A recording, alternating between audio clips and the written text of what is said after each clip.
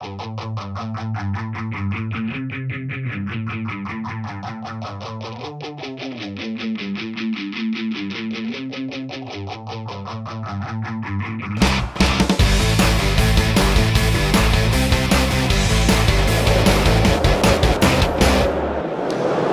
Marillet, bonjour.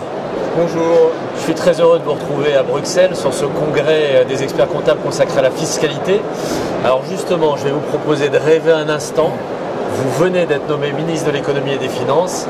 Quelle est votre première réforme fiscale? Alors ma première réforme fiscale, là pour le coup je rêve aussi, moi, c'est de supprimer un maximum de déclarations obligatoires pour le fisc. Alors, pourquoi une telle réforme? Alors pourquoi une telle réforme? Parce qu'en France, on a en gros, pour les entreprises, 1200 déclarations obligatoires à faire par an.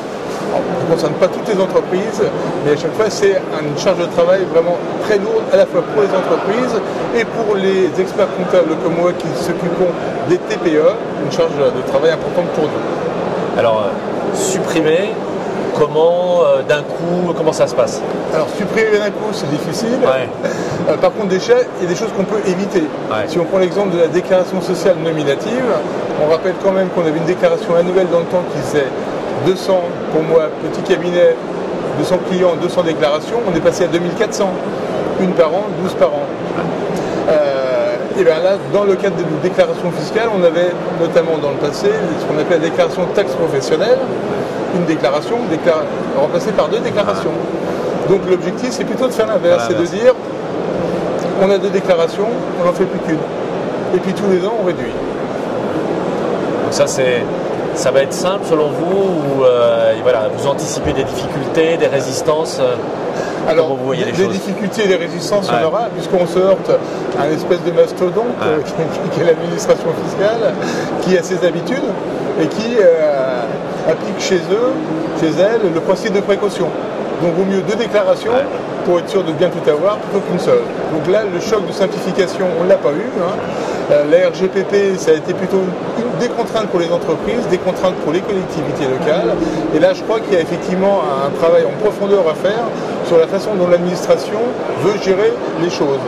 Donc l'intérêt pour l'administration, c'est quand même, si on supprime les déclarations, c'est qu'on supprime du travail. Donc je pense que le point fort de cette offre qu'on peut faire à l'administration, c'est d'abord de travailler avec les organisations patronales, la CGPME, le MEDEF, les experts comptables qui sont effectivement au premier rang, et c'est de leur dire, on fait du gagnant-gagnant. Aujourd'hui, on est du gagnant-perdant. Gagnant, entre guillemets, l'administration, qui impose ses règles, les perdants, les entreprises. Gagnant-gagnant, c'est moins de déclarations pour les entreprises, de meilleures déclarations, qui font que l'administration a toujours l'information.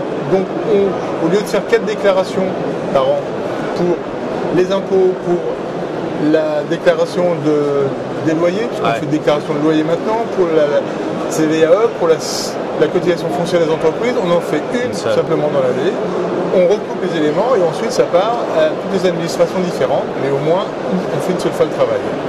Alors quand on dit réforme, on dit souvent coût budgétaire. Là, est-ce qu'il y a un coût, au contraire, plutôt une économie? Alors là, pour moi, c'est vraiment une économie. Économie pour les entreprises et les experts comptables, puisqu'on va faire en une seule opération ce qu'on faisait autrefois en 4 opérations. Économie pour les administrations, puisqu'on va réduire le nombre d'imprimés, de toute façon. Donc, de manière électronique, ils auront un seul fichier à gérer plutôt que 4. Et en interne, une répartition plus harmonieuse, puisqu'on aura les différents destinataires qui seront touchés par ces déclarations. Donc, du coup, on gagnera aussi du temps et d'efficacité dans les administrations. Donc, c'est réellement pour moi du gagnant pour tout le monde. Tout le monde aura gagné. Voilà. Jean-Yves Marillet, merci. Eh bien, je vous en prie. J'espère qu'effectivement, cette proposition recueillera les suffrages de l'administration et je suis à votre disposition pour d'autres propositions parce qu'on en a quelques-unes encore. Le message est passé. Voilà. Merci. Merci également.